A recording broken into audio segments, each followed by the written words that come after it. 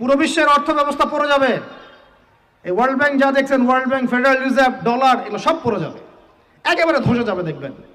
আর অর্থ ব্যবস্থার উপর একচ্ছত্র অধিকার নিয়ে নিবি ওই যে প্যালেস্টাইন যারা দখল করতেছে, ওরা আস্তে আস্তে সোনা রিজার্ভ করতেছে, সোনা। আমরা তো, আমাদেরকে তো বুঝাইতে হয় যে গোল্ড কয়েন, দিনার, দিরহাম ইসলামিক কারেন্সি। আর কিছু মাথা মোটার মাথায় ওগুলো ঢোকে না, ওরা বলে নতুন কি এগুলা নিয়ে আসলো। এগুলো ইসলামিক কারেন্সির কথা কোরআনেই আছে।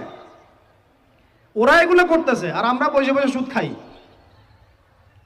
একটা কাগজের টাকা যার মান তার ভিতরে থাকে না, অন্য কোথাও থেকে নিয়ন্ত্রিত হয়, এগুলো বুঝাতে হয়। সুবহানাল্লাহ, মানুষ নামাজের পরে মোনাজাত করতে হবে না হবে না এই বেদাত খুব ভালো বুঝে, মিলাদের বেদাত খুব ভালো বুঝে।